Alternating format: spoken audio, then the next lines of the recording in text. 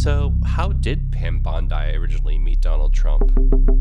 It depends on which interview you're watching. Not all of them. I know Don and Ivanka. I met him before I was Attorney General. I think I actually met him in college, but I didn't know him well then at all. Tell me about the first time you met him. Do you remember? I do. Well, first time I spoke to him, my secretary, Ann, at the time, she comes in and she says, Donald Trump's on the phone for you. I don't know if I've ever even told him this story. So, which is it, Pam? A college connection or an MSNBC origin story? Today, we're exploring how different accounts emerge, highlighting the patterns that might otherwise go unnoticed. Because in one setting, Pam Bondi describes knowing Donald Trump before she was Attorney General. In another, she tells a very different origin story, one that starts with a surprise phone call after she defended him on MSNBC. The details matter, and the framing even more.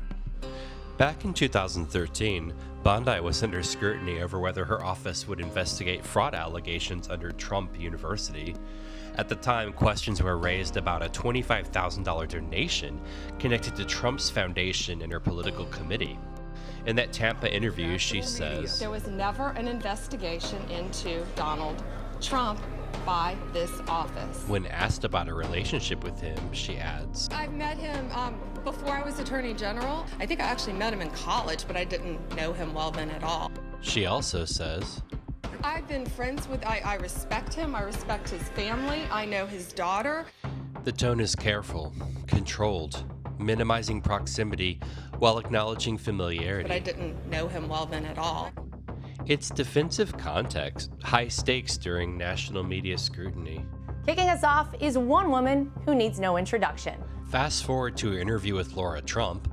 Different setting, different tone, different audience. Here, Bondi describes what sounds like a defining moment. She says she was defending Donald Trump on MSNBC. Then, and I was in my office one day, and my secretary, Ann, at the time, she comes in and she says, Donald Trump's on the phone for you. And I said, Donald Trump, the billionaire? And she goes, yeah, he wants to talk to you. I'm like, okay. She tells it almost like a turning point. Then comes the line, I don't know if I've ever even told him this story. Oh. That brief hesitation begs the question, why does she feel the need to clarify whether she's told Trump this story before? What does she mean by that? It almost seems like she's sending a signal, but to whom and for what purpose? Let's take a closer look. Can both statements be true at the same time? She says she met him in college, though not well. Then later she reacts to his call as if she's genuinely surprised. Donald Trump, the billionaire? That reaction suggests she has never had any meaningful contact with him. Oh.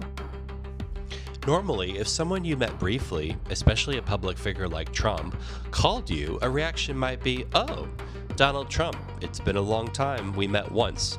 Her response then makes it sound as if this is the first personal connection ever. That hesitation makes the moment feel intimate, personal, almost nostalgic. It isn't defensive, it's warm, it's origin story energy. While the statements do seem contradictory, it's possible she misremembered how she first met Trump, or chose to emphasize different details depending on her audience. In the press conference addressing pay-to-play questions, she acknowledges a prior meeting, she downplays familiarity, and she emphasizes professional independence. But in the friendly interview with Laura Trump, the surprise phone call is highlighted, the origin story is elevated, and the personal connection is centered. Two completely different stories of how she met Trump, one in college, one over a surprise phone call, and yet the way each is presented shifts dramatically. In each account, she chooses what to highlight and what to downplay, shaping how the audience perceives the encounter. The contrast is striking, the hesitation, the phrasing, and the tone all convey intimacy and origin story energy. But they also invite scrutiny. Why frame it one way here and another way there? The differences reveal as much about the story being told as the story itself. When someone tells two different origin stories, it's not just about memory. Origin stories carry weight. They define proximity. They define loyalty.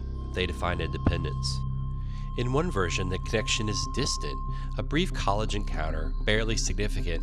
In the other, it's cinematic, a surprise call from a billionaire that changes everything. those aren't minor total differences. They create entirely different narratives about access and relationship. And when the question being asked involves influence, independence, or proximity to power, how the origin is framed suddenly matters a lot. Because the story you tell about something began often shapes how people interpret everything that followed. This isn't about catching someone in a gotcha. It's about paying attention to framing, 2 interviews, 2 origin stories, 2 different emotional tones. And when you place them side by side, the contrast becomes impossible to ignore. So the real question isn't just what happened, it's why the story is told one way in one room and another way in the next. That's where things get interesting. If you appreciate this kind of breakdown where we slow things down, compare statements side by side, and examine how narratives are framed, then this is the channel for you. I don't chase outrage. I analyze language, tone, timing, and presentation. Because sometimes what's most revealing isn't what's said, it's how it's said. If that kind of scrutiny matters to you, subscribe. We're just getting started.